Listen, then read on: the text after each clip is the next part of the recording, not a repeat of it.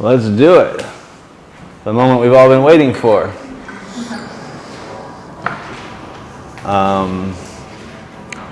So this is certainly one of my favorite subjects. I have an entire school just on this subject, so for me to present this information is something I feel very much a part of what is really essential about this training, in my mind, is this. And when people give feedback about this training, often at the end, like when we do the closing circles, it's not uncommon that people say, wow, I learned so much about the yoga, but what most impressed me, what most transformed me was the food. I didn't understand that. And so this, like I think, or like I say, is really powerful, fundamental, and is going to really help you help other people. So remember that when it comes to helping other people, there's 5 elements at least 5 fundamental factors, okay? How do you eat today? How do you exercise? That's the whole training that we're in now, the yoga, the movement. How do you use your mind? That's also the yoga training, okay? How are you resting? Okay, that's for everybody. And how are you living organically? Remember, we talked about, are you poisoning yourself every day with your makeup and your perfumes and your deodorants? Girls, how many people still use roll-on products? Does anybody still use that stuff? Yeah? Okay, so do yourself a very big favor. Throw it in the garbage can and find an organic substitute that does not have aluminum in it. Okay, as long as it doesn't have aluminum, you're in a better place.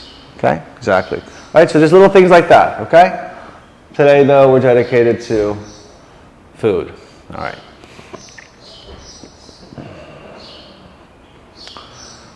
This talk has had many names over the last 20 years. You know, I used to call it yoga nutrition.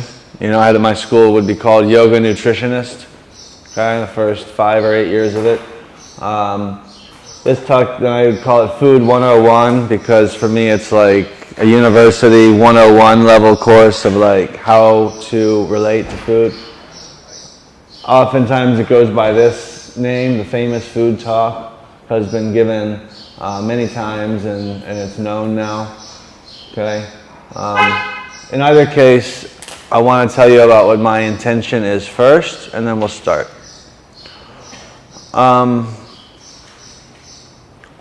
You know, these things get videoed, so an intention for teacher training, students and teacher training is one thing.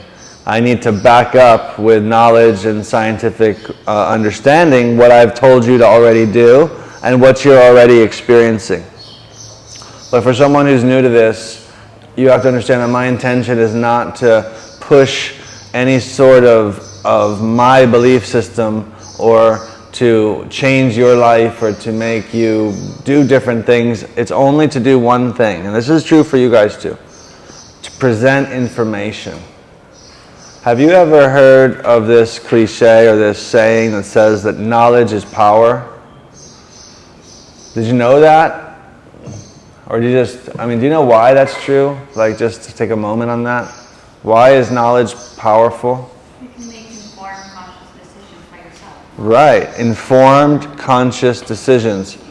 And so an informed, conscious decision would oftentimes mean that you have options, right? You can make an informed, conscious decision because you have seen your options in front of you, and then you make exactly well described informed, conscious decision. But if you don't have knowledge, you are essentially held hostage or ignorant or chained to your own ignorance, we can say, okay? So knowledge is power. I'm here to give you knowledge. I'm here to make you more powerful. Then you do with the knowledge whatever you want with it. Now here, of course, in this training, I have forced you to taste the fruit of this knowledge, and I hope you're doing it for your own sake. But obviously after this training, or for anyone who's watching this in the future, you know, this is for you, You deal with it as you want to it, or you let it go if it doesn't resonate or it doesn't feel, it's just simply for you, okay? I already eat this way, so this information isn't for me. You understand? Okay. So that's my intention. Knowledge is power. Now we can start the talk. The talk will start about meat in general. We'll talk about meat. We'll talk about many different aspects about the subject of meat, and then we'll talk about dairy, eggs, protein, and a few other subjects in between, and then I'll go into your questions. Please hold all of your questions until the end. Please write all of your questions down so that you don't forget them, because there will be question and answers, and this is a session that I often can entertain an hour at least of just questions, okay? So I wouldn't be surprised, but just keep them until the end. We'll start talking about meat. So first we have to define meat, because that's a very confusing subject, you know? Like, how many times has anybody ever heard something like, I'm a vegetarian, I only eat fish? Ever heard that before? Huh? It's confusing words, as if fish is not meat. Or, I don't eat meat, I only eat chicken. Have you ever heard that before? I mean, gosh, it's like, especially in Spanish, you know. In Spanish, it's very common. I don't eat carne, I only eat pollo. Well, I'm sorry, but pollo is carne. Everything is carne, you know, because all animals are equal. A dead animal is a dead animal, which is a dead animal, and they're all the same. And anybody who tricked you into believing that a white meat is healthier for you than a red meat, this marketing masters have got you spinning, okay? There is no difference. Saturated fat is the same. It's the same disgusting product. All meat is equal, including human meat, okay? So that's the first thing we have to understand. We have to define meat as any dead animal, okay? Fish, shrimp, mollusks, anything that's not a plant and it's dead is an animal. And if it's a dead animal, it's going to rot. Okay. Now, the first thing we're going to do is talk about this subject from the perspective of physiology. Okay? So physiologically, let's talk about meat and what it is that is the evidence that we're not really necessarily designed by God or by nature to eat this stuff. Because this is about, in my mind, evidence. You can call it proof if you want. I'll just call it evidence. Now, what is it? Well, physiologically. Well, do you first know who you even are from the perspective of species, of biology, of anatomy and all that? Do you guys know who you are? Do you know what the name of your own species is, if you're talking about a Latin name? Huh? No, a mammal is the order. Homo sapien is the species name. And there's also a family, okay, which is in between the mammal and okay. And so, yes, we are a Homo sapien, and Homo sapien is a member of what family? Nice extrapolation, but no, that doesn't work. Instead, the name is primate. Have you ever heard of that word before? Primate? Okay. And so if I asked you what's the difference, or what are the two different kinds of primates, did you know that there was two? And what are they? Anyone know this? I'm just kind of like, I'm going to be doing this a lot, asking you what you know. 2 legs and 4. I don't know. 2 legs, 1 and 2 legs, or 1 and 4. No, actually. Well, a lot of people believe that, but first I'm asking, like, what are the two different kinds? And then if I asked you what the difference, then that would be a common guess to what the difference between the two kinds. What's the two kinds of primates? Monkeys, right? One is a monkey. What's the other kind? Huh? Oh, really? There's only monkeys and humans? Is that how it works in this world? Apes. Apes. Okay? You ever heard of that word? Ape? Okay? All of us are English speakers mostly. If not, that word in Spanish is simio. Okay? So, huh? There was a series back then, Planeta de los Simios. Oh, yeah, exactly, yeah. Yeah. Yeah.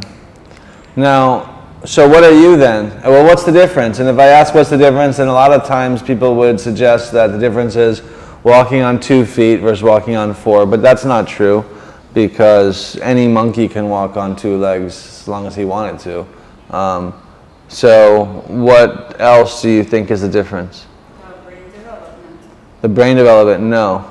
No. Being able to climb versus not being able to climb. Naturally. Imagine either a monkey or an ape that cannot climb.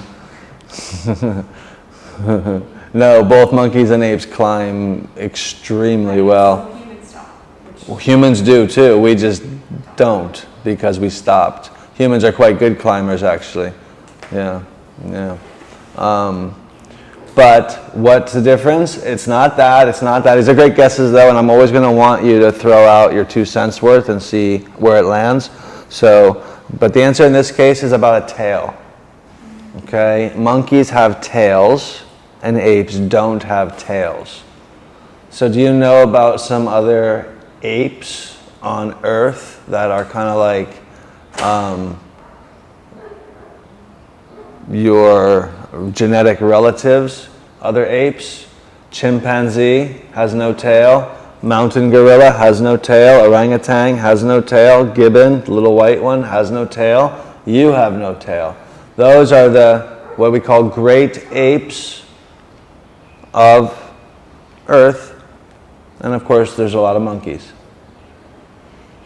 Now, if you took the great apes, of which we're most closely genetically related, I want you to understand evolution real quick. Sorry, just we'll talk about apes, we're talking about ourselves. We have to talk about this subject just for 1 second.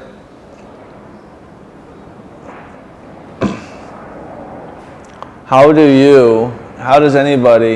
can any of you explain the relationship between a chimpanzee and a human being? According to evolution. Who's got that one? What's the relationship?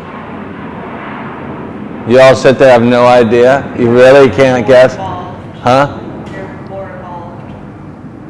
More. Further on our evolutionary path. Okay, well, I need to address that first. I'm Okay? quote. Yeah. That's true, but Right. But why it's impossible? That statement is impossible because all beings that are present right now are equal in their evolutionary status by definition. Okay? But I want to know, I don't want to know quotes, I want to know what you think. What is the relationship between a chimpanzee and a human being? It's cousin branch from the same ultimate lineage. Cousin branch off at a different point. Okay. I want to know, because I'm asking you, and I'm going to ask you a question, I'm going to say, do you agree with this or not? Go ahead. What is it? Cousins. Which is an interesting word that it doesn't help me understand what you're saying. Okay. it's brain development. Okay, so let me ask you I this. feel like we're pretty similar, actually. Yeah. Well, that's true, but I'm still trying to understand how you see evolution. Okay, because this whole theory of evolution that apparently everyone believes in, I have a feeling, first of all, you don't even understand it in the first place, and second of all, go ahead. I would guess modernization. Well, that's certainly true. That's not the direction I'm heading. I think it's language. Well, you're not getting my question, okay? Because those guys have languages of their own as well. But all right, so let me ask you my question then. Simple. And I'm glad that you're thinking about this. Are humans evolved from chimpanzees? Did we evolve from them? No, chimpanzees are chimpanzees and humans are humans. So what's the relationship? Common ancestor. Okay. So that's what the theory of evolution says. Theory of evolution says not that we evolved from chimpanzees or that we evolved from, because that's the common belief, that we evolved from these animals, but we didn't.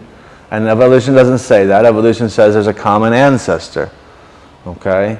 So you're welcome to believe in evolution or not, but it's just a theory that has absolutely no evidence behind it. Okay? So yes, we all learned it in school, and it's simply a theory, and it has no evidence. Because in order for it to have evidence, you would have to find one of these common ancestor species, and they have never been found. So you can go through the entire fossil record, all of the fossils that have ever been found, not one has been one of these theoretical common ancestors. So you would have to ask yourself, how come that's possible? Or you can believe in the theory of evolution or not, that's fine. I just want to make sure you understand what it's not saying. Okay, now, either case, we are extremely genetically related to these creatures. We're talking about in the high 95, 97%, the same genetics. And more importantly, if you take these creatures, this chimpanzee, mountain gorilla, and a human, and you open them, all of them up, dissect them, you're going to see digestive structure and internal organ anatomy that's essentially the same. The only difference would be proportion. The mountain gorillas would be bigger and the gibbons would be smaller, but but otherwise structurally the same digestive system, the same intestine system, the heart's in the same place, so everyone is the same. It's like a little mirror images of each other. What does that mean? Well, it means since we have the same digestive structure as these great apes do, it means we are designed to eat the same foods as they eat, because that's biology. There's an entire study of it that's called comparative anatomy. Have you ever heard of that? It's a study of anatomical structures that has suggested, and in this case demonstrated, that there is a direct relationship between the structure of the digestive system and the kind of food that the animal would eat. So certain, carnivores have certain systems and omnivores have certain systems, and we are what's called a frugivore. Okay, that means we're a fruit-based eating animal. I'll explain that in a minute. A frugivore. We're not omnivores like you were led to believe. So if you open up all of us, you'll see the same digestive system. This is a digestive system that has very large, convoluted, and wrinkly intestines that are designed for fiber. You ever heard of fiber? You ever heard that you need fiber for regularity and going to the bathroom? Did you ever hear that before? Fiber for regularity? That's true, but you need to get fiber in your food, okay? Not just eat like spoonfuls of weird fiber. Fiber in your food comes from plant matter. Plant matter has fiber. Animal matter does not have fiber. So animal products like the meats and the cheeses and all that stuff has no fiber. So let's talk about this, because you have to understand what's going on out there, or what was going on with all of us before this training. Because when you eat something that does not have fiber and you put that into your system that is designed for fiber, fiber being that which helps to move the stuff through the system. So if you don't have that which can move the stuff through the system, what happens if you can't grab it and move it, and you're in an environment with a lot of wrinkles and a lot of moisture and a lot of heat? Well, then you have something called putrefaction. But what's really interesting for all of us to understand is that it already was putrefying. Okay? Have you ever been to a fish market before? Or ever been to Whole Foods and to the place where they're selling the fish? Or any supermarket? I had to go to one yesterday, to Milam's, and I saw the crabs. It's like, how many crabs can people eat, In the Super Bowl alone, they sold like 2.5 billion chicken wings just on that one day. You know what I mean? There was some stat like that. It's like, that's all chicken. It's like every chicken wing, every 2 chicken wings is an entire chicken. And anyway, but the smell. I'm trying to tell you about the smell. Do you understand that smell? Do you like that smell? Do you go then to the perfume section and look for the seafood aisle flavor of the perfume and see, or the spray, see if you can spray that around your house? Why do you not like that? Why do you naturally... Smells like rotten. Exactly right. But isn't it fresh fish? Fresh? Aren't they fresh fish? So then why does it smell like rot? Because they're already rotting. Because the moment... Now we can talk about spirituality for just a moment. The moment God, nature, spirit, intelligence, consciousness leaves the body, that's called death. Then organization, which was being maintained by the aforementioned God, nature, consciousness, organization stops.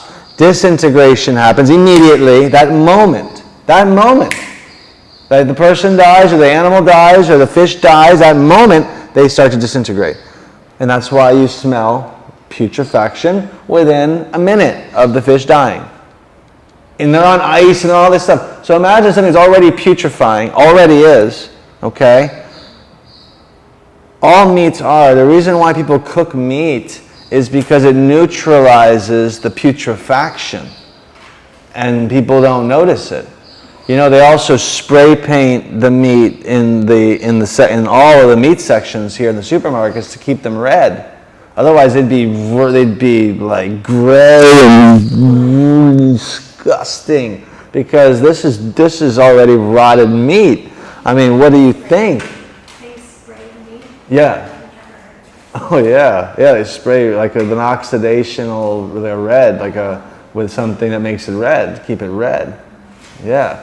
Plus, of course, I mean, there's no such thing as fresh meat. There's just these words are oxymorons. These are paradoxes, in language. Fresh death. How do you have that? You could have a fresh strawberry, but you cannot have fresh meat. You can't, unless you're eating the animal alive. And if you do eat an animal raw, then like an animal in nature would do it.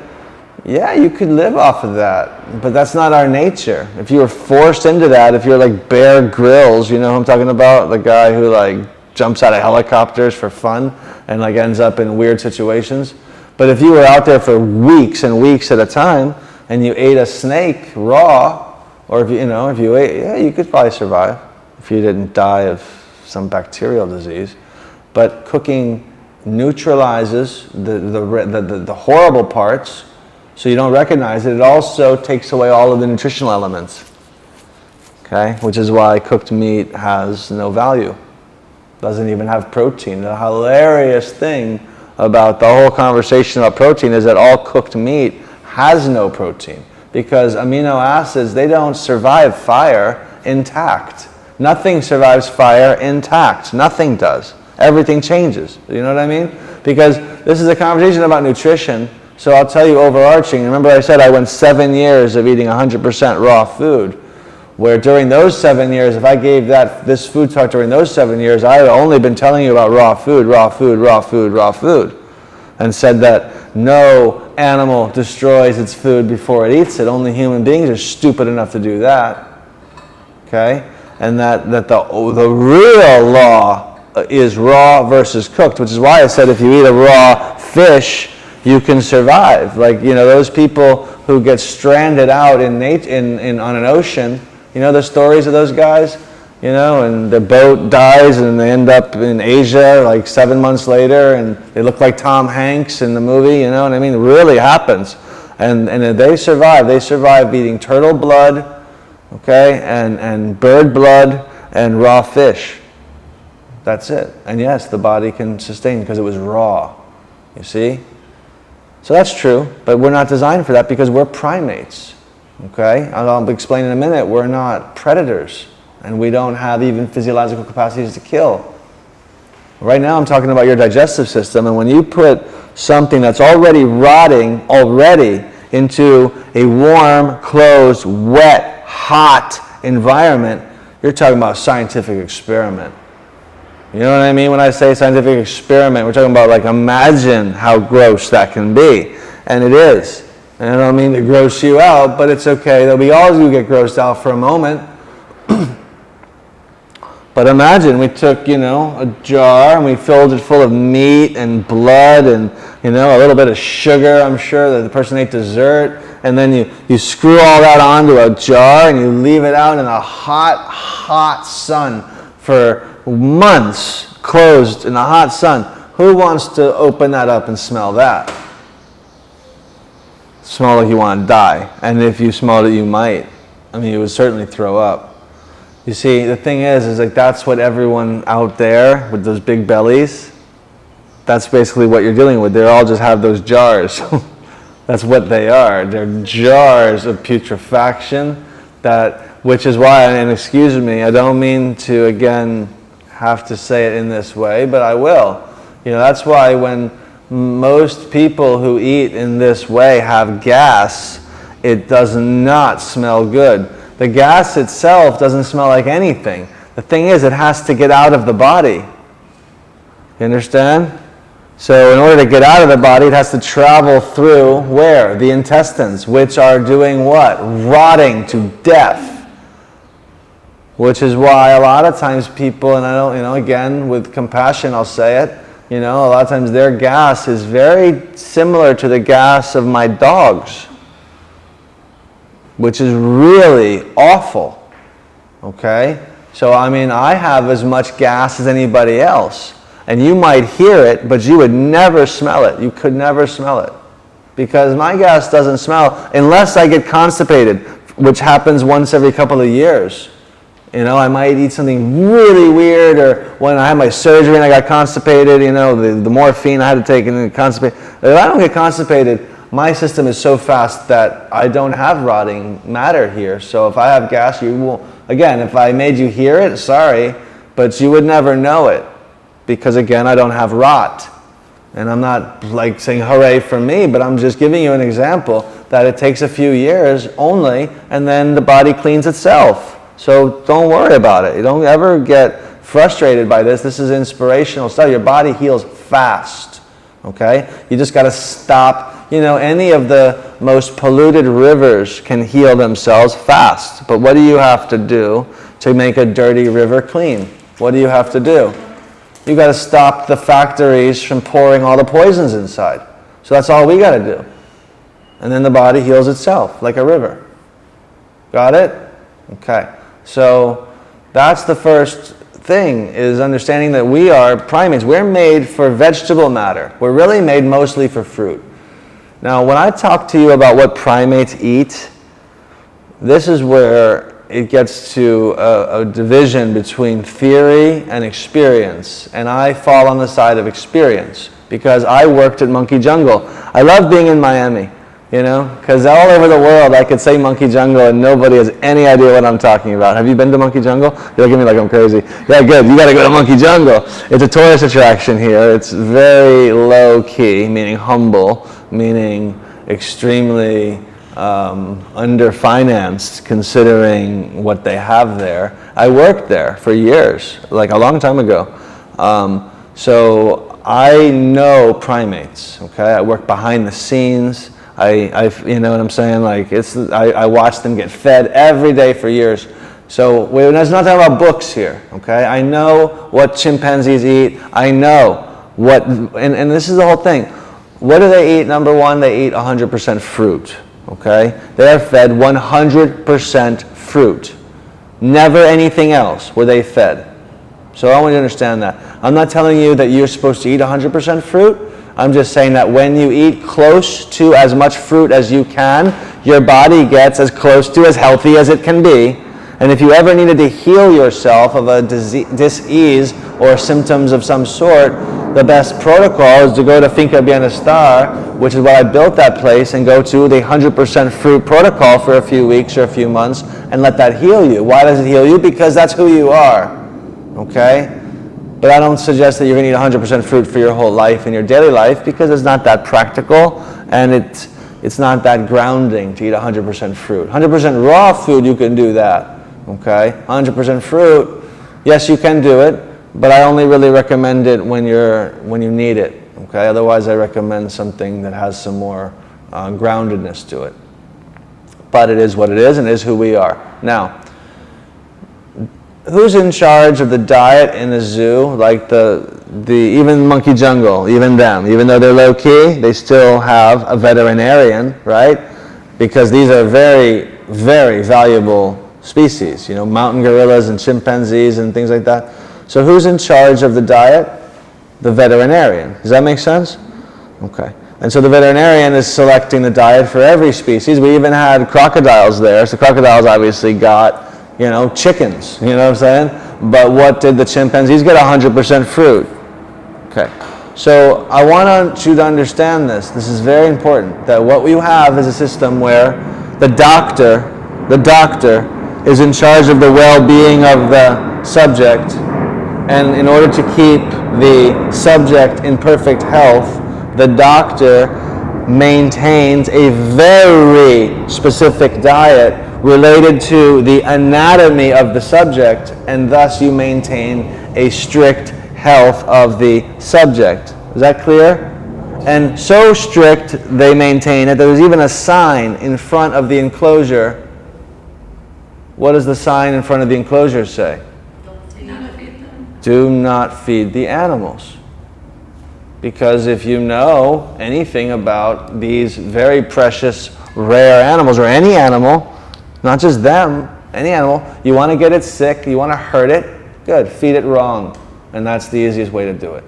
Okay? They never, you know, the mountain gorilla name is King, and when King turned 25, they didn't throw him a special birthday party with like a ice cream cake and soda pop and French fries. They didn't do that. Because that's how you would kill him. Okay? That's how you'd kill him. Now, so I would just like to acknowledge what we just acknowledged about the relationship between the doctor, the subject, the diet, and the health and the well-being, and the success of that system.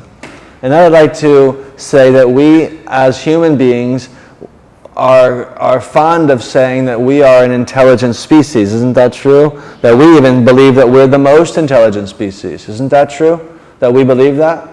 Right? We have that opinion of ourselves. Most of us do. I don't. But it is said amongst our species. And so yet we're able to use our intelligence. We're so intelligent that we can analyze other species, their anatomy, their nature, and when we need to keep them healthy, we are always able to do it. We simply put them and maintain on a diet. It's so simple. It's a joke. Perfect health 100% of the time. Simply in analyzing the type of species, the type of diet, and making sure we can do that for any species in the zoo, but we don't do that for our own children. And how you want to call us smart? We don't do it for ourselves. We don't know how to even eat. And we're the smart ones.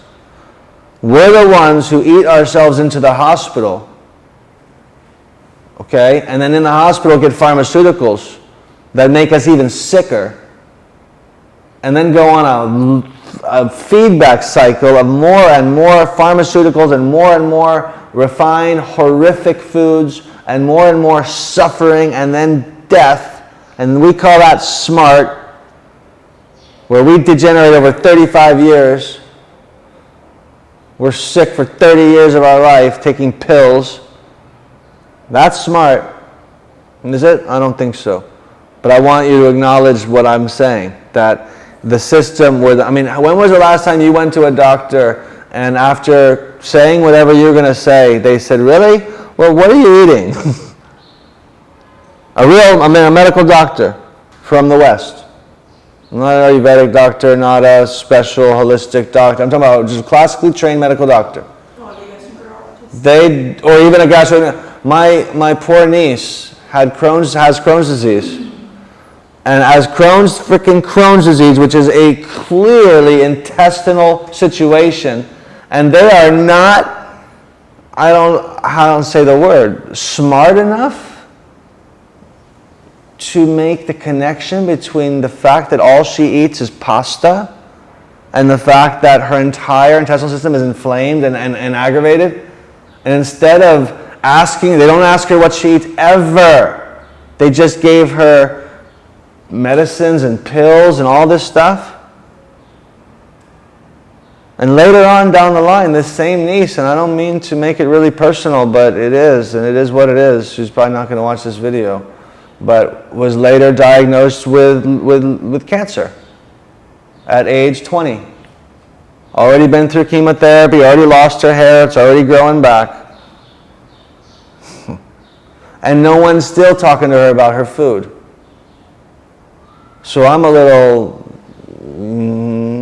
And my sister doesn't, nobody in my family lets me talk to anybody because I'm the crazy uncle.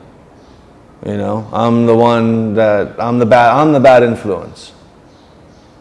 You know, because I had a long time ago shaken her to the ground and said, you eat as much pasta as you want, but you better also eat this and eat that and eat this and eat that and make sure you get fruit and do, you know what I mean, tolerating, allowing that. Especially after, so anyway, my bottom line is, when do they ask her about the diet? Never. Why? Because a lot of money being made keeping us sick. Did you know that? You know that the healthcare industry, you know, right, is 40% or something like that of the entire economy of the United States. There's a lot of money being made in disease, in chemotherapy. You know how much profit is in chemotherapy? It's unbelievable how fast they throw you into chemotherapy, because you're not a patient, you're a customer in our system, and we don't have a system where doctors are motivated to keep you healthy.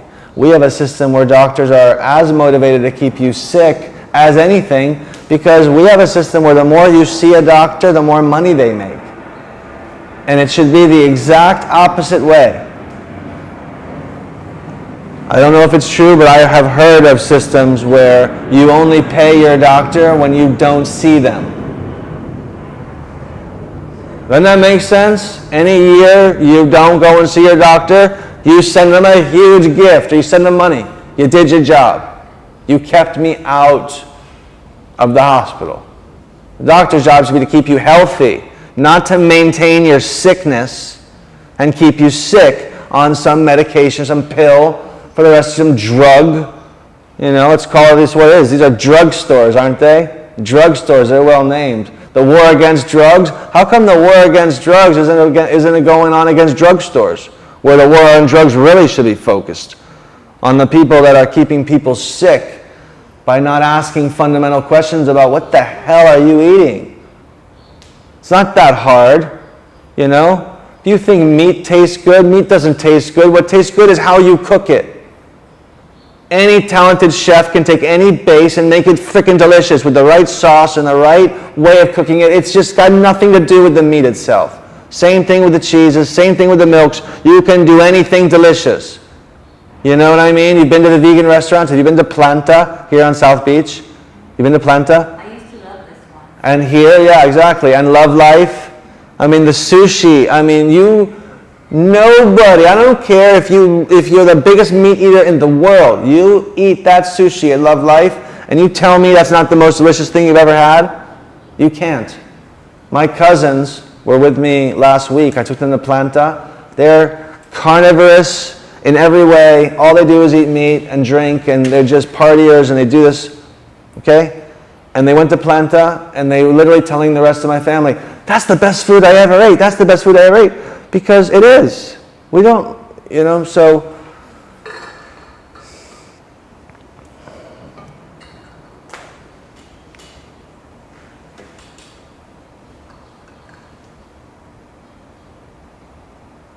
All right. Well, I don't know how I got to talk about Planta and the restaurants and what tangent I went to get to that place, but it's okay. I will reset.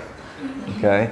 I was talking, I do know, about the fact that our doctors are not asking us about food. And why not? Because they are interested in us maintaining the status quo, which for them is working out, but is not really working out so good for us or our families or anybody around us. Who the epidemic of disease, the epidemic of obesity, the epidemic of cancer, and the way the younger and younger and younger kids are getting cancer, and the younger and younger kids are sick. They're so sick. because we are getting sicker and sicker as a species, because we have more and more toxins in our environment, and we're eating worse, and the radiation, we have to be very careful to fortify the kids and make sure that they are eating in a way that is going to maintain health. I got lucky to be born in 1974. Because in 1974, sure, there's a lot of toxicity in the world, but not nearly like there is now. So my mom was relatively healthier than a mother would have been today. So I have lucky enough to have been able to live the first 23 years of my life with a horrible lifestyle, and I never got cancer. But if I was born today and lived that same lifestyle, I don't know if I'd have had the genetic strength to do that. Because as time is going on, we're all getting weaker because the amount of toxins in the environment is going up. It's just a relationship. That's why you have Uncle Jim.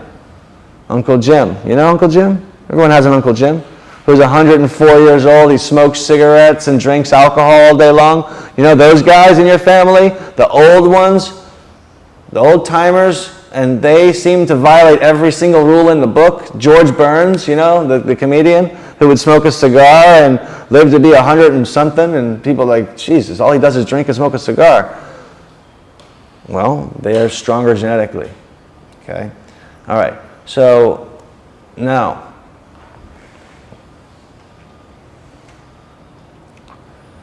physiologically, you have the first bit of evidence has been given that you are a primate. As a primate, you have a digestive system. It means you need to eat fiber. Fruits and vegetables have fiber. Meats and cheeses and milks don't. So they rot, and you get all of this stuff. But, the simple symptoms like smelling bad gas or bad breath, simple symptoms like that, that's one thing.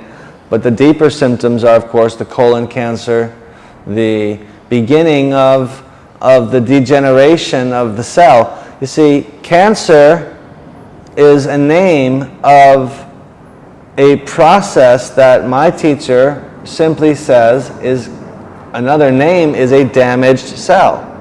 Damaged cell, cancer cell. Why did it get damaged? That's the question. Because there's always damaged cells. Your body manages damaged cells all the time. You have systems of collection and handling that. That's your immune system. It can work with that. The question is, what's the cause? Because if you keep damaging cells, now you've got a whole different situation. So the cause is acid. Acid. You understand acid? Like burning. Okay? The cause is irritation from acid that becomes inflammation, and inflammation becomes cellular damage. So, you ever seen a baby who you never changed a diaper? You waited an extra 5 hours, you didn't change the diaper, or however long it is, and what's the result? Burning, right? Like a burning on the skin, right? Okay, why? Because it was acid being pushed against it. That waste is acidic. So imagine acid being pushed, like internal acid being pushed against your intestines on the inside. Burning. It's the same exact thing.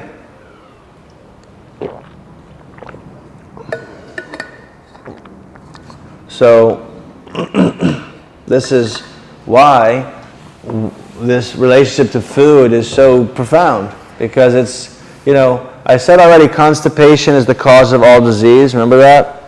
Your body is producing waste. Every one of your cells is a living organism. Okay, you've got 100 plus maybe or minus trillion cells, individual cells, organized by divinity or consciousness or nature, God, and they're all eating, metabolizing, and pooping. All of your cells are. All the time. So your lymphatic system is your system that's collecting all that waste and bringing it out of your body. But if you stagnate that system, or you stagnate your actual eliminatory system, you don't stop producing waste. You understand that? So that's more and more and more acid and more acid and more acid and more acid. Systemic acidosis, systemic cellular damage. Cancer doesn't spread. Metastasis is a myth, according to my teacher. Cancer doesn't spread. The condition was systemic. That's the problem. This idea that, oh, it's in your lymph nodes, it already spread, it should be in your lymph nodes. That's where you want a cancer cell to be. You need it there because that means it's hopefully you're going to get rid of it. The question is, what's causing it? So this is the facts, okay? As my teacher's name is Dr. Morse, Dr. Robert Morse, okay? He's got 1 million videos on YouTube.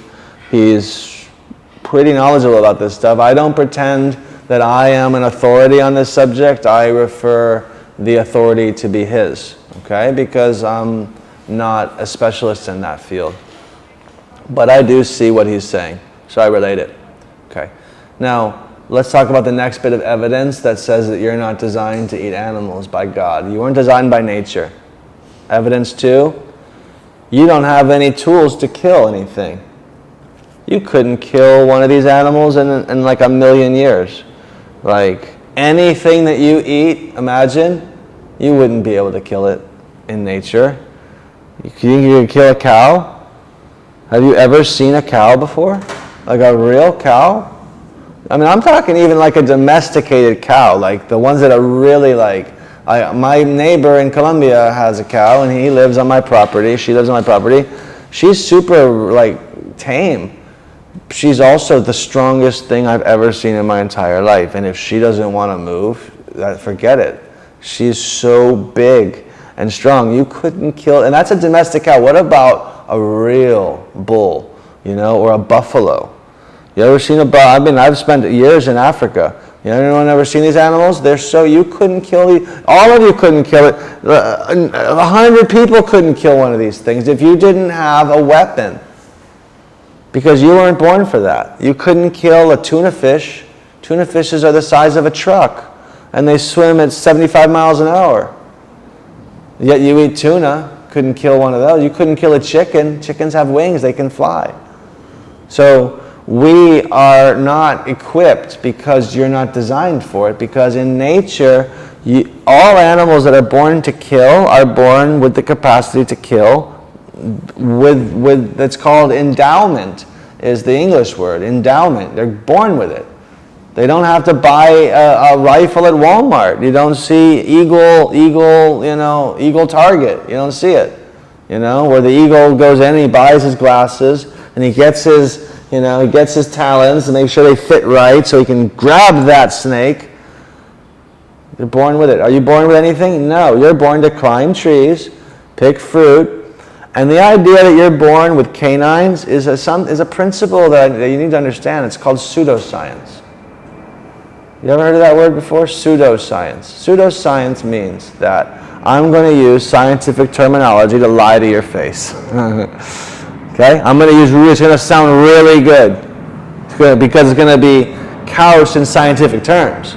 So it's going to sound super official and scientific, and it's going to be nonsense. Like calling these teeth canines. That is a perfect example, because these are teeth.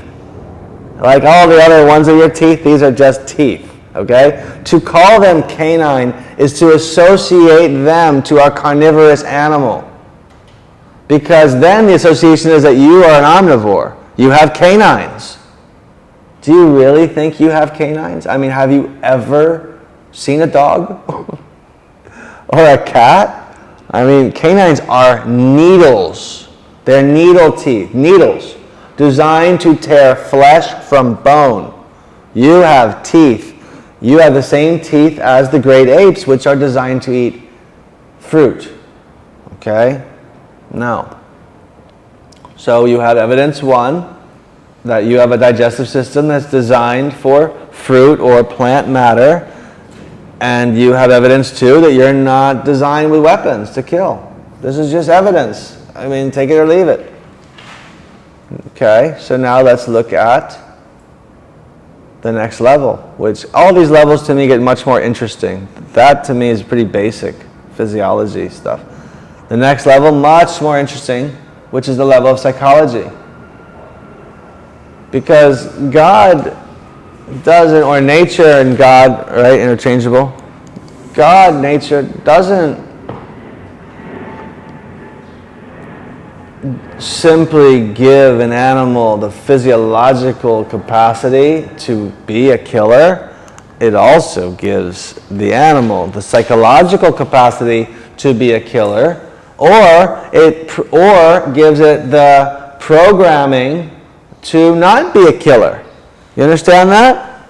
So, for example, a duck, well, it depends on the species of duck, because some ducks can be carnivorous, but it depends on the species of animal, right? But you ever notice that herbivorous animals that are different species all hang out together? You ever notice that? Like, you ever seen National Geographic and you got the wildebeest next to the water buffalo, next to the giraffe, next to the elephant? They're all just hanging out. They know that they don't predate on each other. They feel it.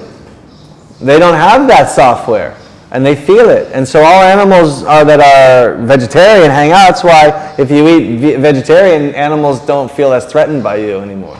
Okay?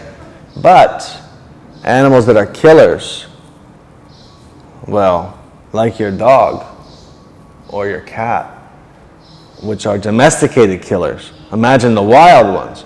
Okay? That's a software. That's a software.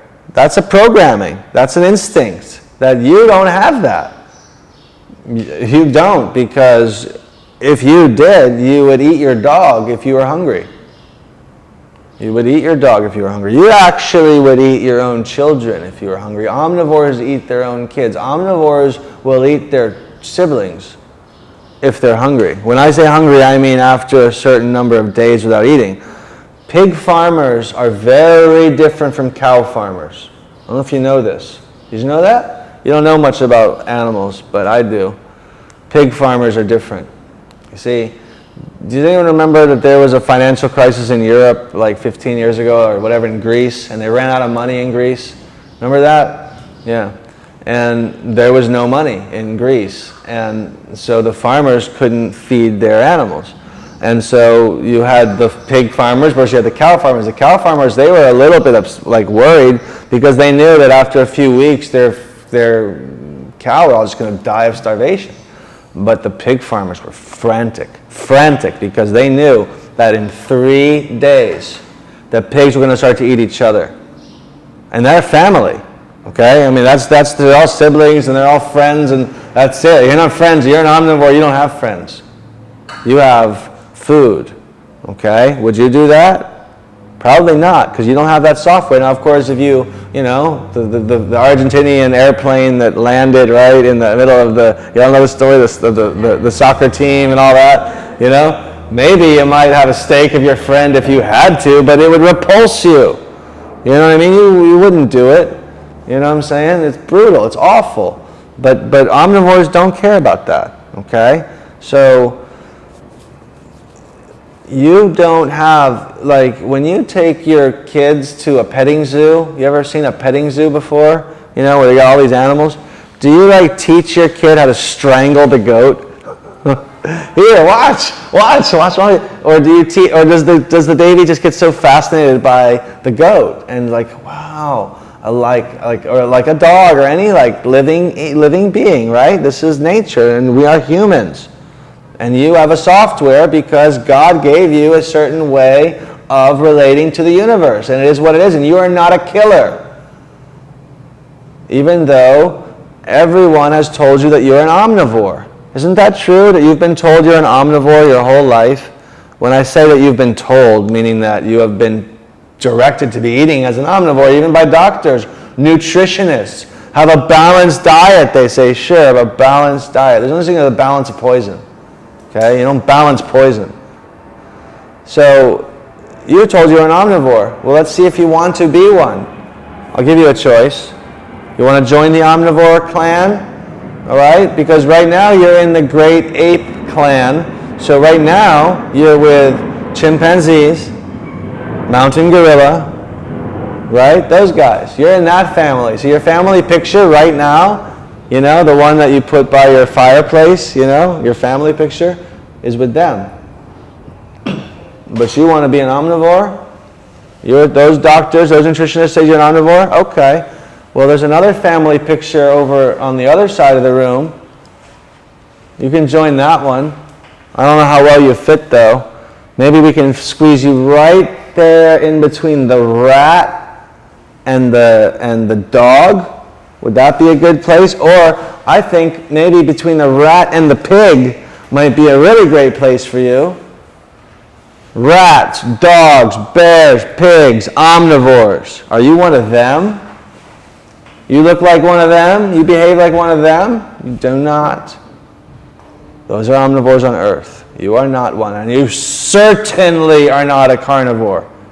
Okay? The carnivores are few and far between, and they are mostly cats. Okay? Dogs are not carnivores. They are omnivores. You can feed your dog vegetarian. Okay? Absolutely, you can feed a vegetarian. You can even feed your dog vegan. Absolutely you can. Okay? Because dogs are omnivorous and they'll eat anything. Just like a pig will eat anything. Okay? Bear will eat anything. Bears are mostly vegetarian. Bears mostly eat berries. They eat very little meat, when you look at their diet. Because meat is acidic. You see, the whole thing about, have you ever heard of this conversation about acid and alkaline as far as your diet is concerned?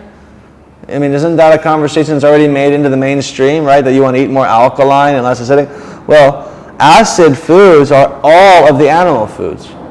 They are pure acid foods, meaning that they turn your blood acid and they push acid into your cells, which, just like a baby's diaper, will burn you, and after longer will damage your cell, and that's called cancer. Why? Because of the animal foods. Because of their acidic nature. This is just the chemistry of this, and we want to eat more alkaline. What's alkaline? Fruit. Okay? What's alkaline? Vegetables. What's not alkaline? Fried foods. What's not alkaline? Soda pop and that kind of garbage. What's not alkaline, just so you know, which is highly addictive, but people do not understand it, is carbonated water. How many people are addicted to carbonated water? Thank you. Me too. I'm not presently, but I absolutely am addicted to carbonated drinks. I mean, my gosh, I love them. Like, I just love that feeling of the carbonation. It's not okay. Okay? Because carbonated is carbonic acid. That's how they do it. Okay? Not alkaline. Alkaline is, and the irony between acid and alkaline is the irony of chemistry. That is the difference between chemistry before digestion and chemistry post-digestion, because those chemistries can change. Like your digestion is like a little fire. So you could have one chemistry before the fire, and then after the fire, the chemistry is different. For example, you have the example of milk. Now, if you were to test the alkaline or acid, understand how acid alkaline is a scale of 1 to 14, God bless you. You understand the scale? 7 is neutral, below, acid, above, okay? If you were to test milk, it would come out as alkaline. If you were to test it out on this world, just test it out, it would be alkaline. But if you drink milk, the resulting ash of milk is very acidic. So if you want to acidify your body, the best way is milks and cheeses and things like that, acid your body. And yet it was alkaline before. That needs to be understood. And lemons are opposite of that. Lemons are acidic, right? Acidic or lemon, right? Acid, lemon, clean lemon.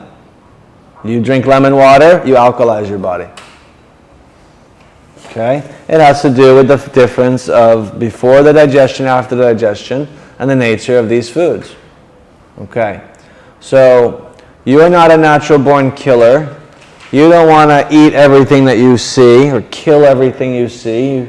Even when you're hungry, a duck walks by, you don't just think about grabbing it by the neck and slamming it into the ground. If you see a baby bird, do you think about, kicking it or stepping on it and smashing it and eating it? You don't think about that, right? Because you're not an omnivore. Do you think your dog would think about that? If a baby bird just happened to just accidentally walk in front of your dog, I'll tell you what happened to my dogs. You know, my dogs in Colombia, you do not want to go on the ground with them. They're just too wild. They'll just kill anything they see. It's their nature. I can't stop it because I'm not there. You know, it's horrible. You know, if one of my neighbor's chickens accidentally comes into my zone, that is a dead chicken. It's a dead freaking chicken, you know. I don't feel too bad because they eat these chickens anyway, but it's terrible. You know, I don't like to be responsible, but you see what I'm saying? You can't stop it because they're omnivores. You're not. You just don't do that. You have to understand. The last thing I'll tell you about the psychology is to me the most interesting.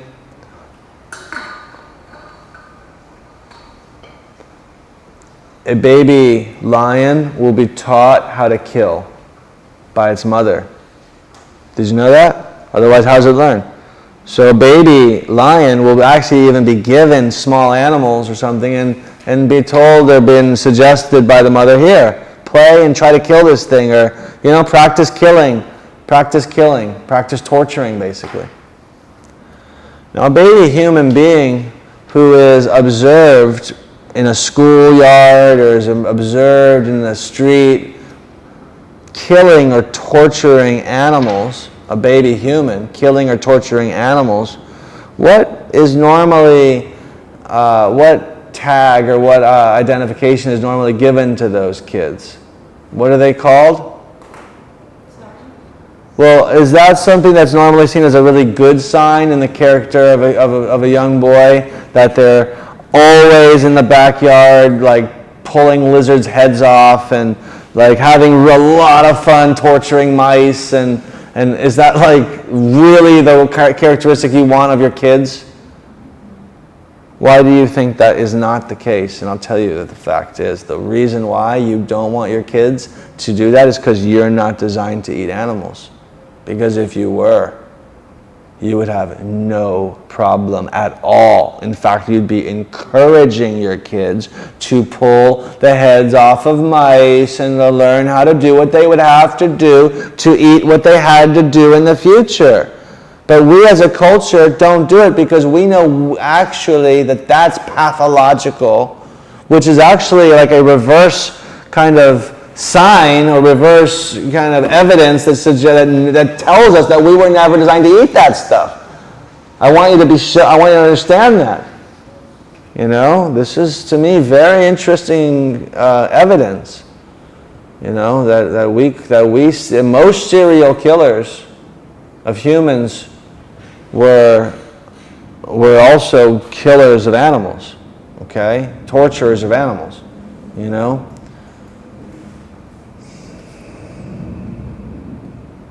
Well, now let's get to the most interesting part. The psychology part is over, okay? You're not born with it. You're not a natural born killer, period. You're human. You know, you have pets. Omnivores don't have pets. They have lunch, okay? Let's talk about what's to me much more important part of the talk, the spiritual part. So we talked about physiology. We talked about psychology. And what I didn't tell you about the psychology part is, as you might have noticed, that the relationship between food and your mind is just unbelievable as far as how does it operate. You know, there's going to be less fear. There's going to be more steadiness. Why? Because you are what you eat. And when you eat terror, and I'm going to get to the spiritual part of this conversation in a minute, but when you eat fear, and any animal before it dies is terrified. I mean, to the degree that you would be. Terrified. And all that energy of terror is called adrenaline, or it becomes, or it expresses adrenaline specifically, and then all that goes into the meat and the blood, and then you eat that, and you are what you eat. And it's not just vitamins and minerals, it's energy fields as well. Okay? So that's about psychology I wanted to just mention as well. Let's go to spirituality, which is what really drives me personally. I don't operate my relationship to food based upon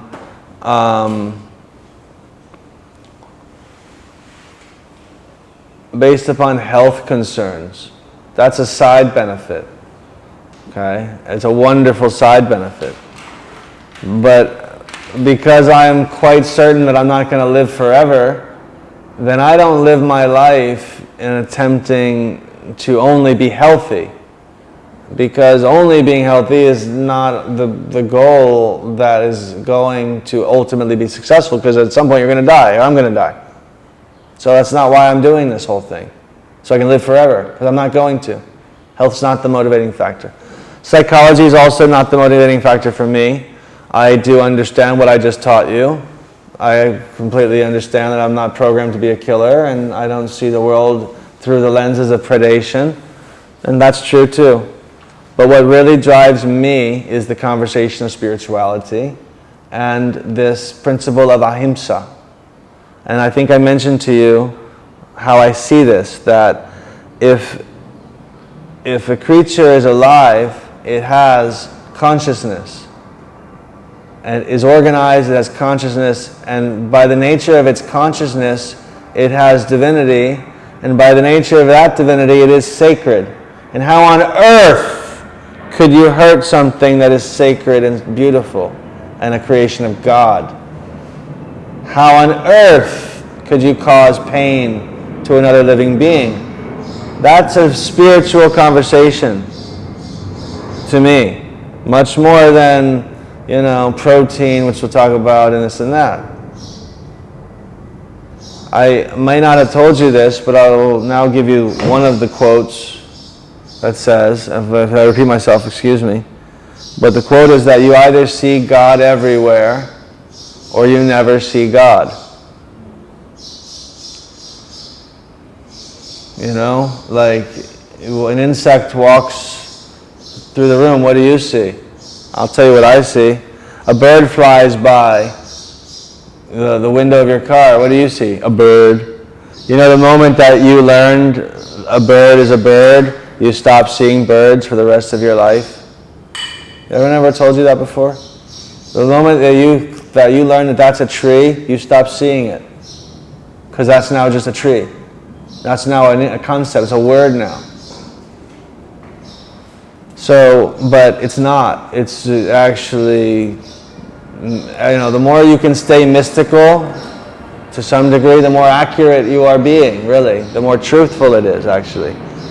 So, all life is sacred, period. You are sacred. For the same reason that a cow is sacred. And the same reason a chicken, and the same reason a fish, and all living beings are sacred. And even the Bible says it. It's so fascinating that you have a Bible that everyone seems to read and nobody seems to understand. You don't understand about the 10 Commandments that everyone seems to be taught when you're growing up as a kid in this culture, the 10 Commandments? You all know about those? Right? You heard about them? Because that's Old Testament stuff, right? Even Jewish people. So what are the 10 Commandments? What are they? One of them is do not kill. Okay. Let's focus. Yes, there's several, right? And they're interesting. But for now, we're just going to talk about the do not kill part, because I want to be clear about that. It's in the commandments. The same as ahimsa. The Indians call it ahimsa. Moses calls it the 10 Commandments. And one of them is do not kill. Now here's the thing. How has that commandment been interpreted by the priests and the rabbis of common religion? Do not kill humans, right? Isn't that do not kill, do not murder is kind of how it's interpreted. Do not murder other people. But is that what the commandment says? No, it's not.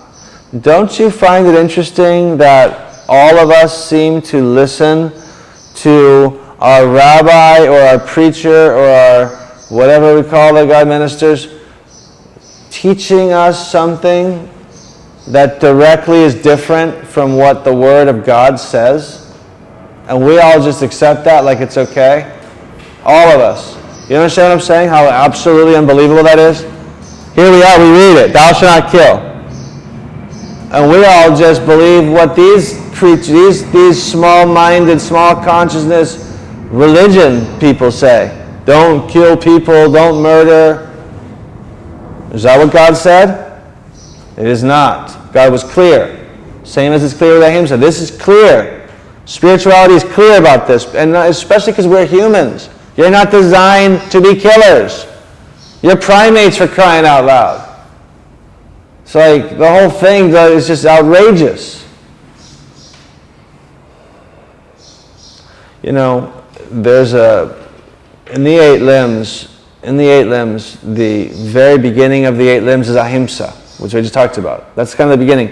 And at the end of the eight limbs is Samadhi. And we'll talk about the eight limbs later because I'll be teaching them to you. But you have the base is Ahimsa, and then at the end you have Samadhi. And Samadhi is known as super consciousness. You know, the experience of enlightenment. You could use those words if you want to. And here's the quote that they say. This is very true. And I do know this now, not just as a quote, but I do agree with this. They say this. They say that nobody can understand Ahimsa until after Samadhi. Whoa, what? Isn't Ahimsa the foundation? And isn't Samadhi the culmination? So then how is it that nobody can understand Ahimsa until after Samadhi?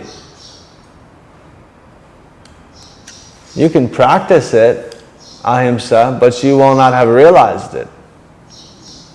And I'll tell you why that's okay, and what I mean. What I mean is that after Samadhi, that means you see God everywhere. And once you see God everywhere, Ahimsa is common sense. You know what I mean? Like, you realize Ahimsa when you see God everywhere. You see divinity everywhere. How on earth could you hurt something? You can't. It's incomprehensible to hurt anything when you see what it is. It's you. There's only one consciousness. You're sharing it. It's unthinkable, actually. But now, that part of it being unthinkable is a level of consciousness.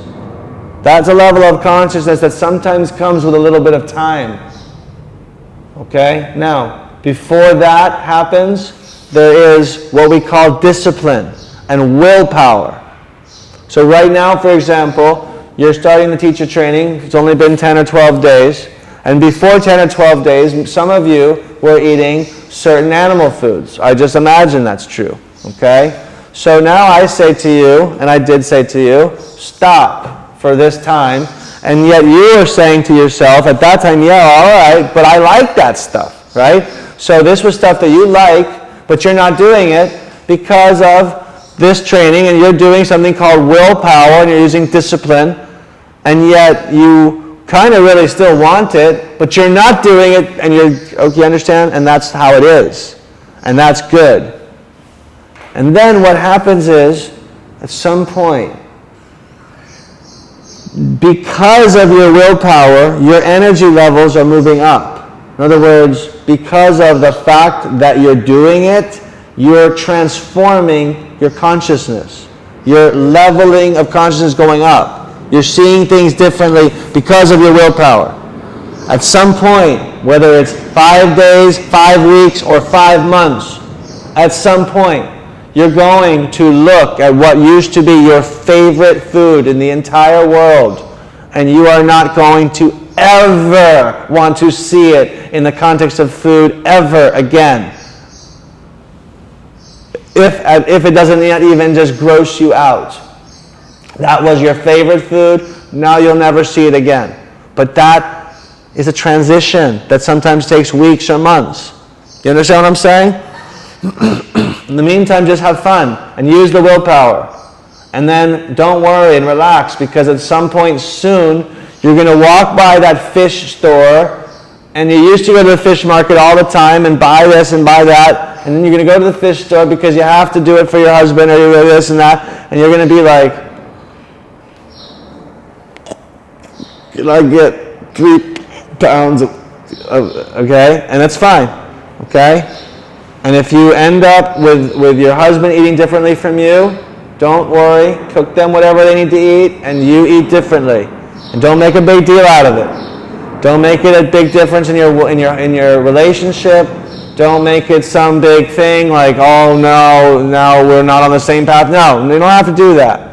That's not necessary. There's many examples of saintly, amazing yogic women who are married to incredible carnivorous men. Okay? And they love their men because they married before they all became vegetarian. And you can't expect someone to change. Nobody changes. So love is love, and it's unconditional, and many times very successful, happy marriages are amongst people that do not eat the same way. I personally can't do it. Okay? That's why I say she's a saint, you know. I'm like, wow, Laura, you're incredible, you know. You cook steak every day, and, you know, but this is love. And that's a successful marriage. So don't think like, oh, I'm a vegetarian now, it's going to change my family. You don't make a big deal out of it, and it's not a big deal. You eat your way, you make food for them if that's what they want. If they're kids, it's different. If they're kids, you might want to look into a major influence of what they eat because they don't know better.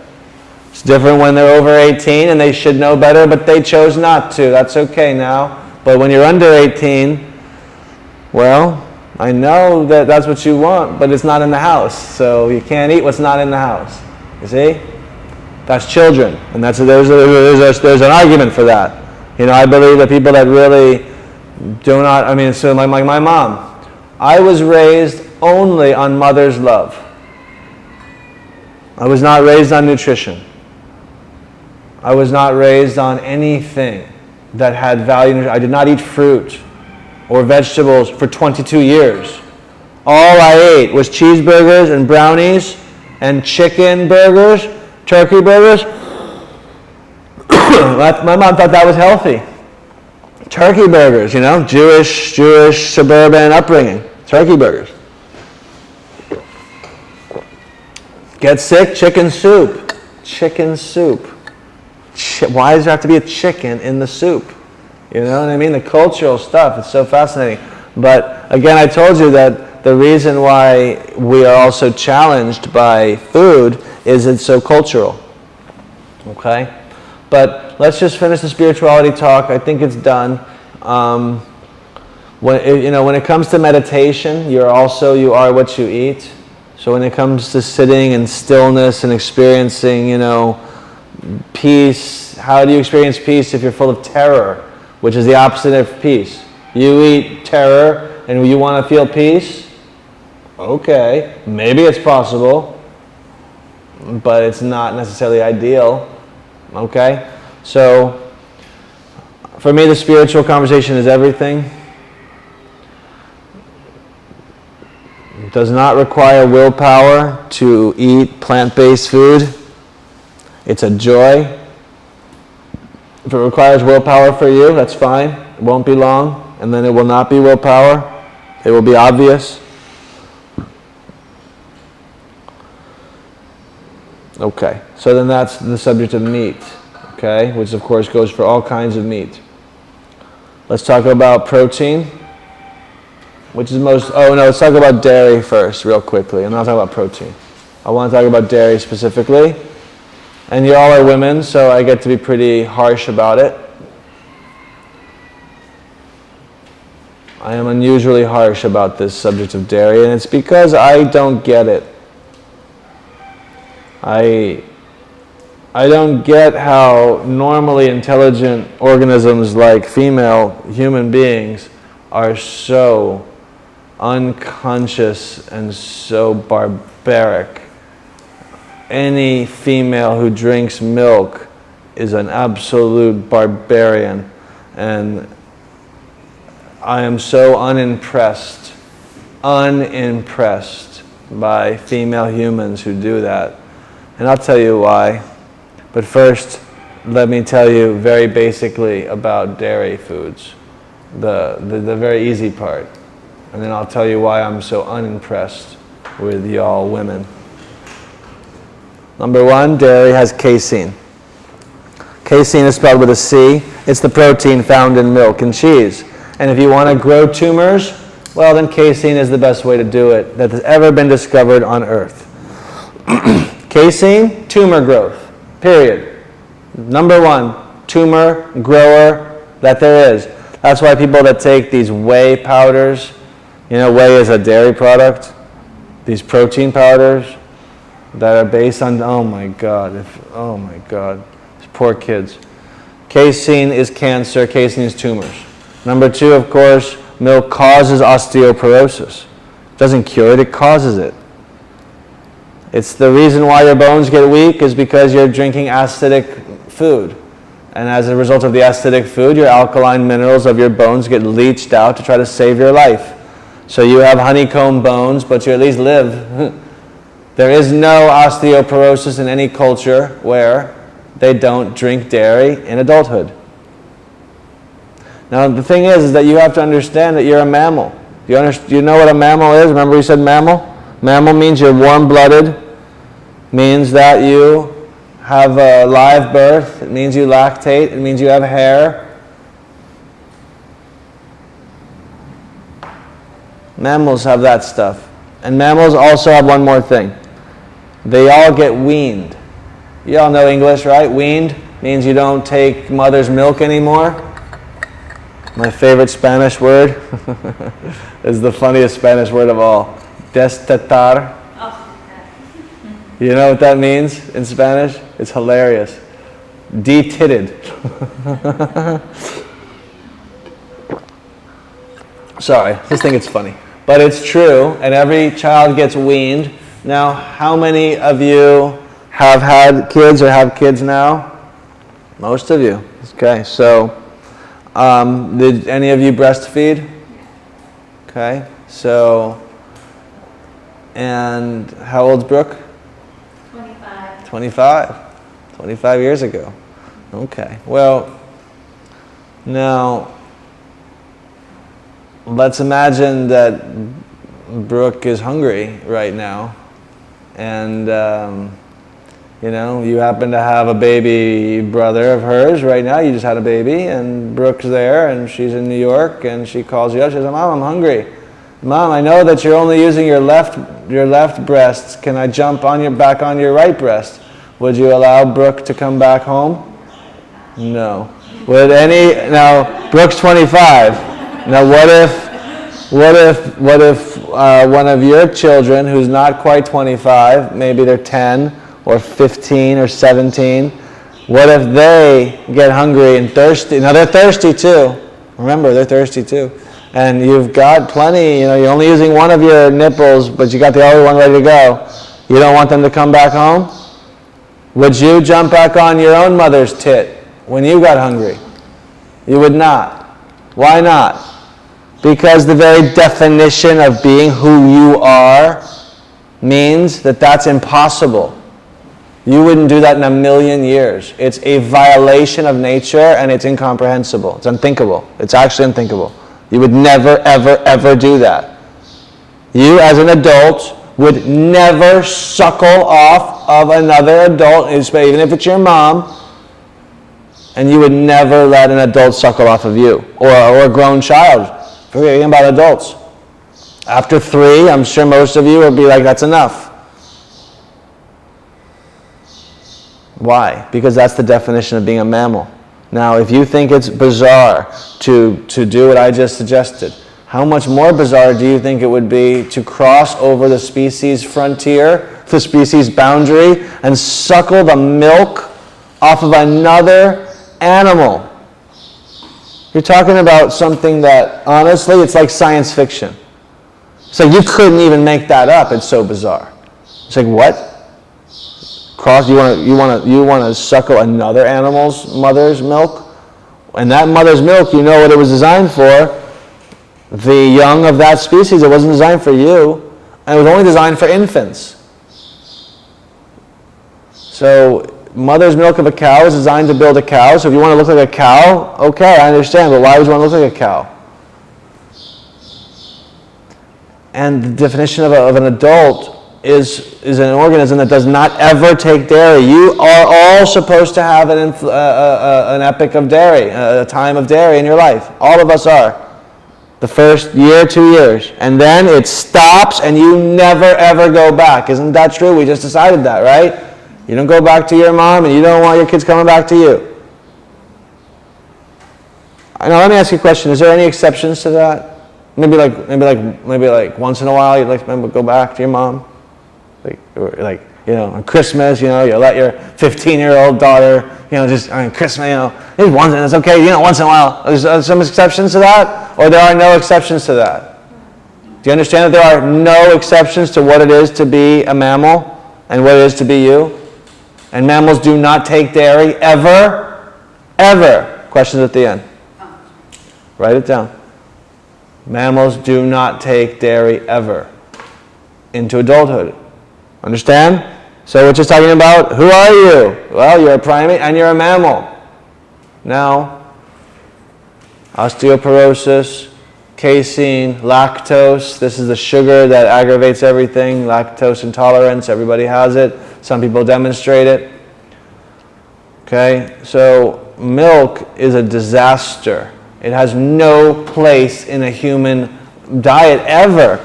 I just read this stupid billboard. I made a little Instagram video about it a minute ago. I'm coming across Miami Beach, right on where the Miami arenas are, right there. It says it. Milk helps build strong muscles. And there was an image of 2 children playing. Children. Since when does milk have anything to do with muscles? I mean, they used to say that milk builds strong bones. Now they're saying muscles? Wait, how does milk build strong? Milk doesn't have any relation to muscles. Okay? Yes, when you are 6 months old, you need to take the milk of your mother, and it will build your whole body. Forget about muscles. But if you're already an adult, already a grown child, milk doesn't build bones. It destroys bones. Milk doesn't build muscles. It's a joke. It's marketing. There it is on a billboard. Everyone hears it, sees it. The children read it. The parents read it. It's criminal stuff. It's criminal stuff, in my opinion. I see it as criminal. I see the medical world as criminals. I see that this is, anybody who hurts somebody else should be a criminal. If I go around and I inject you with cancer on the street, you could charge me with attempted murder. So what if I give you information that causes your cancer? You can't charge me with attempted murder? You should be able to. That's what your doctors are doing. They don't ask you how you eat. They don't care. They don't study the relationship in medical school. They don't study that there's a relationship between food and wellness. And I know I've had many doctors who have taken my nutrition courses. So when I say these things and I say doctors don't learn this and doctors don't learn that, they all agree with me. They know how United States American medical schools are. There's no training in nutrition. They're given a CD, a 1-hour CD here. That's your nutrition course. Now let's talk about pathology. Let's talk about how to identify cancer. Let's talk about how to prescribe drugs. Let's talk about how to get rid of symptoms without talking about the cause. Forget about the cause. They don't talk about the cause. That's why it's called palliative. It means that they're not interested in the cause, they're interested in the symptoms. But my view is that the cause is what matters. And so that's why the 5 fundamental factors is what matters. Okay? Because you got to get to the cause of these things, not just get the headache to go away. The headache might go away because you give it Tylenol. But was Tylenol deficiency the cause of your headache? It was not. So then why would you give it Tylenol? Tylenol is a toxin. And it might distract your body from whatever it was doing to give it the headache, and now your headache's gone because your body's distracted from another toxin, but it wasn't the cause. See what I mean with this? Okay. So with dairy foods now, I'll talk about why I think this is so atrocious for you women to take dairy foods. And it has to do with the fact that I have a few beliefs that are very unusual and extremely radical, and I have to apologize in advance. These are beliefs that you may or likely not agree with, and they're extreme in their view. So they are what they are, but they are what they are. And they cause me to be extremely disappointed. Well, let me first tell you what my beliefs are. I have a belief that female beings on planet Earth have a few fundamental rights. And again, I apologize for my radical, extreme viewpoints. But nonetheless, I do believe that female beings on planet Earth have the right not to be raped. I'm sorry, I know that's crazy, right? I also believe a couple other crazy things. Number two, I think that female beings have a right not to have their babies stolen from them. We're talking about the dairy industry, right? We're talking about, of course, that all animals that are having lactational fluid, milk, have just given birth to a baby. Where does the baby go? That's the veal industry. Now, I also have this other strange view that female beings have a right not to be imprisoned. And I also believe that female beings on Earth have a right not to have their babies murdered. Now, why do I not understand how any female can participate in another female having their baby stolen and murdered? Oh, I wonder why I have a hard time understanding or relating to that. See, I don't have any expectations for men. Men are unconscious, disconnected creatures, and that is what that is. You guys, though, have intuition, have a heart, and you are actually giving birth. So how can you then look at another mammal that's also giving birth, just like you, and allow yourself to participate in an industry where that animal is getting tortured, imprisoned, raped, and their babies are murdered, and then they are also killed after a few years. You know, dairy cows are killed after like 7 years. They can live to 30. So I just have that viewpoint that I'm not impressed, that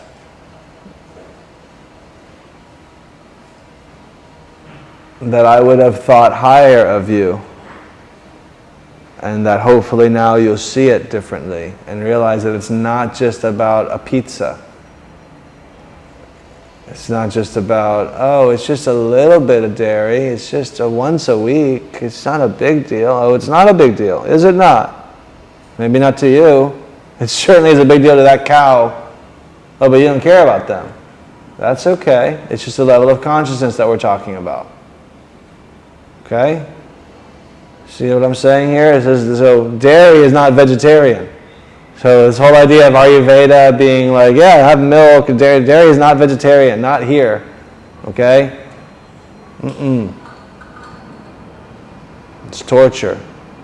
And even if it wasn't, even if there was a happy cow, even if you owned a happy cow, okay, and you have a happy cow and a happy offspring and you can do your own milk, if you're starving to death, that milk is gold. Drink it raw. Starving to death, that milk is a refrigerator of life. And that's why dairy cows are so revered in India. They're sacred life givers. They're next to God. You can't mess with a cow because it can give you life in famine. Imagine anything more valuable than that? Keep your kids alive? We're talking about thousands of years ago. There's no refrigerators. There's no guarantee it's going to rain. There's no supermarkets. There's nothing except if it doesn't cooperate, your whole family dies. Oh, but you have a cow and you can share some of that milk with your family, and so your family can live for a few more weeks. And the cow's baby is still there. You didn't take it all, and you drank it raw. That's where the power of Ayurveda saying that dairy is good. It comes from the thousands of years ago. It does not come from now with pasteurized milk and tortured animals and nothing that we see, okay? So you have to see context in understanding systems, okay? Okay, so that's my dairy conversation. I know it's brutal, but it is what it is, and I hope that it, slaps you awake to realize that these are not small matters, and not to be fooled. Okay, so we can talk about protein, and then we're done with this for now. What time is it?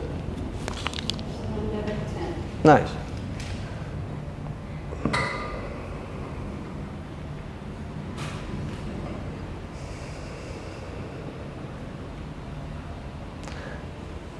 Protein is amazing because it is an example of a marketing campaign that has been so successful that it doesn't even seem like a marketing campaign.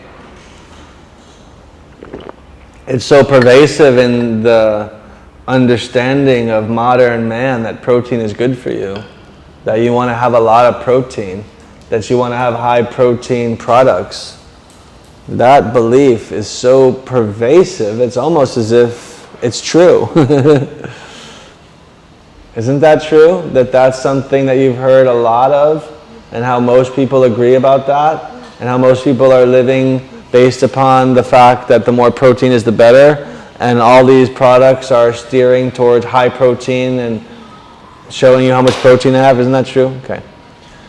Well, it's ironic, like I said, because, well, I don't think it's ironic. I think it's amazing. I'm truly impressed that everyone has been brainwashed so thoroughly, because protein as a word, as they're using it and as you understand it, it doesn't exist.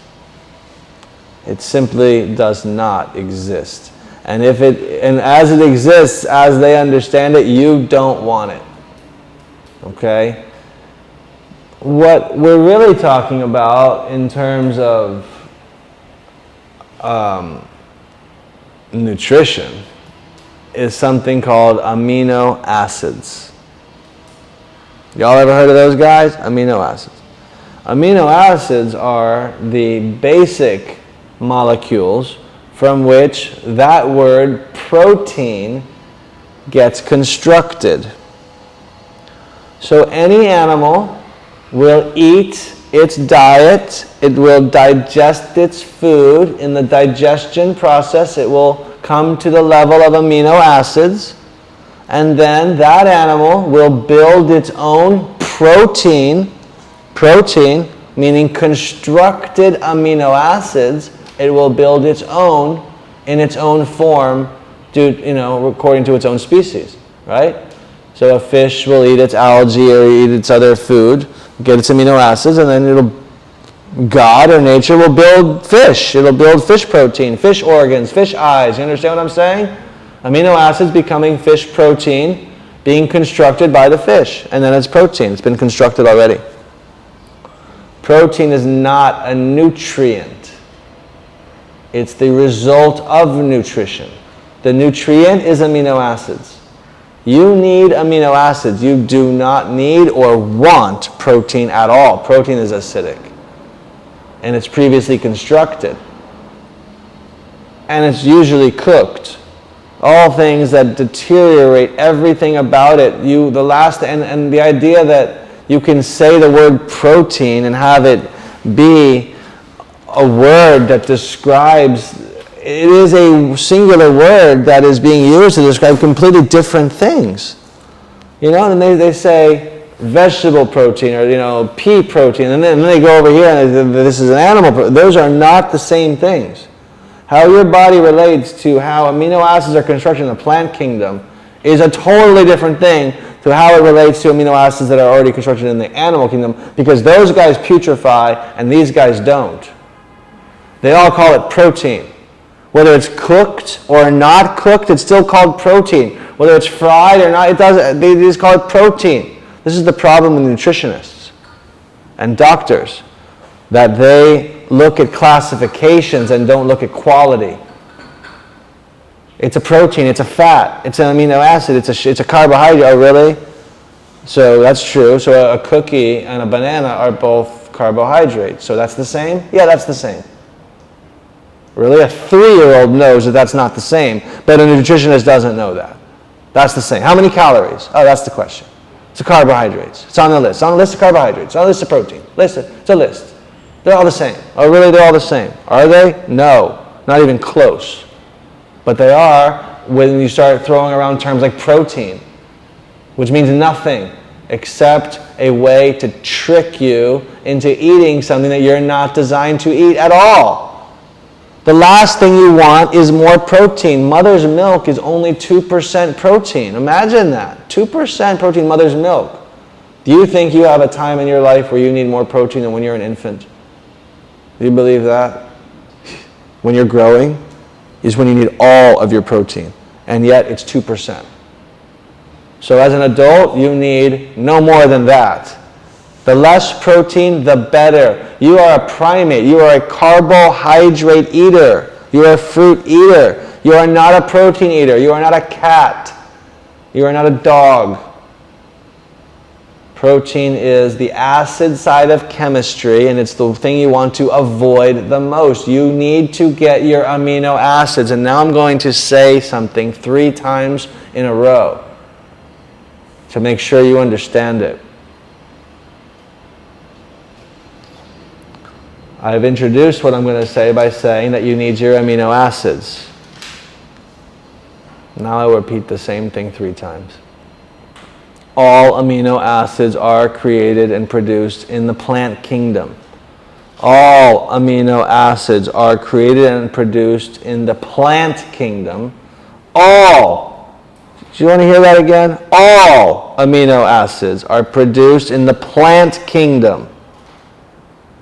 So the idea that you would need to eat an animal food for protein is someone telling you that has no idea about nutrition, about biology, about chemistry, about science, about anything. We are primates.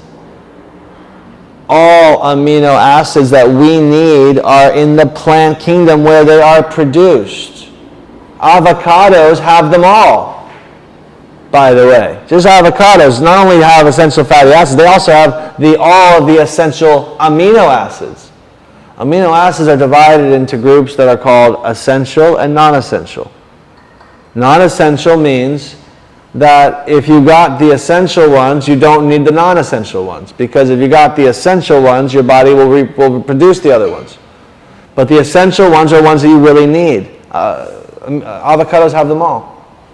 It's very easy to look up lists of these foods that have these amino acids, but all foods have them. All the fruits, all the vegetables, all the nuts and the seeds. Amino acids are easy to find. Spirulina has all the amino acids. The AFA that I told you about, all the amino acids. You can't be protein deficient. It's almost impossible. And yet everyone's scared of it. Everyone's trying to get more protein. Protein is osteoporosis. Protein is cancer. Protein is neurological problems. Protein is absolutely diabetes. Type 2 diabetes, the cause is dairy. Okay? And that's the cause. It's insulin resistant. It's insulin resistant. And the resistant part is because the proteins in the dairy are blocking the membranes of the cells, and so the insulin can't get in. When these people are taken off dairy, their type 2 diabetes a lot of times goes away. Okay, there's a lot of recent studies over the last couple of years about that. Okay, so people, we're living in a paradigm where once again there's no interest in the cause. There's no interest in the relationship between what are we eating and how is our body functioning. And so our medical guides are blind, and they're dangerous because they've got these very dangerous, technologies that they're wielding without understanding what's causing our issues. And so you see the epidemic that we're in. Okay, So that's about protein. It's easy. Protein is just easy. Okay, get your protein and relax about it, and don't let anybody fool you into asking you the question of where do you get your protein, because you can answer them. I get all my amino acids. Thank you very much. That's the question, you know. And don't think that that's actually a question. That's an attack. Someone asks you where do you get your protein, they're not actually interested in the answer. They're interested in you not knowing the answer, so that they can feel more comfortable in your presence. You see, that's human nature. They want to trip you up so that they feel more comfortable getting you back down to their level. Where do you get your protein? Oh yeah, you're so smart, huh? Well, where are you getting your protein? And they want you to not have the answer, but you do have the answer. And the answer is, well, you see, actually protein is just about amino acids. And amino acids are all built in the plant kingdom, so it's really not that hard to get my protein. But thank you so much for your wonderful concern. You know? So, a couple little principles here is, one is the power of silence, okay? Which is to be quiet as much as you can. What you eat is a spiritual thing. Understand that. It's a spiritual thing. It's part of your sadhana. It's not just casual. At least how I see it. And as a result, what you eat is between you and God. And really not anybody else needs to get involved with that conversation. You don't have to announce to everybody that you're eating differently. You don't have to make a big deal out of it. You don't have to pretend that you're better than anybody, because you're not. You just learned something that helped you out. That's it. Okay? And be as quiet as you can, including even when people ask you questions. Like you know, you're out to dinner, right? And you normally would order the seafood this, but this time you're ordering the pasta marinara. You know, you got the vegan version. And now, like, your best friends are with you, and they know that you always ordered your favorite dish, but today you didn't order it. And they want to know, well, why aren't you ordering it? Okay, well, don't be like, well, I'm Superwoman now, and I became vegan, and I'm special. And no, don't even tell you that. Say, look, I'm just not that hungry today. Okay, you don't have to start making pronouncements about your life and your future and what you're going to do forever. Never talk about the future to anybody. Never tell anybody what you're going to do in the future. Ever. Only tell people what you're doing right now. Not what you're going to do.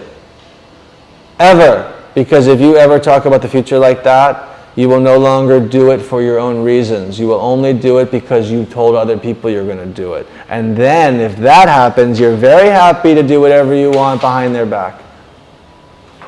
Understand? You keep it quiet between you and God. There ain't nobody's behind no one's back. You're doing it because you want to, for your own reasons. And no one needs to know what they don't need to know. Okay? So, less is more when it comes to trying to... Now, at some point, some people might ask you multiple times, like, no, but Ron, but really, what are you doing? Like, okay, you blew me off once, you told me you weren't that hungry, you blew me off another time, you said that, you know, you just ate before you came, but I see that you look different, and you, in your eyes and your face, and it's, what are you doing? At that point, you can say a little bit. Say, you know what, I'm eating less meat, less. I'm doing yoga every day, and I'm noticing a difference. Always understate what you're doing, and always be humble. Okay? You don't need to get into the details. When it comes to your clients and your students and people that you're really guiding, and you're in the position of teacher-student relationship, that's different. But dealing with your family and your friends and people like that are not as your students, that's very different. Okay? Understand your position in life. And they're not asking for you to be their teacher, especially your parents or your family. Okay? So be quiet at dinner time. And you also need to be quiet, because if you talk, you lose your energy. Okay? You only have one battery. And the same energy that goes out of your mouth is the same energy that was going to be used in accomplishing your goal. So you don't want to start plugging in all these different places, blah, blah, blah, blah, blah, blah, when you need your energy to do it. I kind of like it, I look at it like this. There's two kinds of people. People who talk and people who do. They're not often the same people. Every once in a while you do get that rare person who talks about things and actually gets it done, but it's very unusual. Most people talk and don't do. My favorite example is very funny. And I'll end my part with this. It's not, I don't know if it's funny, but I just think it's true. Has anyone ever told you that they're writing a book? Anyone ever told you that? Ever seen the book? Okay. That's what I mean. People who write books don't tell you they're going to write a book. They already write the book, and they show you the finished book. So I want you to just give you that little, connecting the dots that I see from my own experience.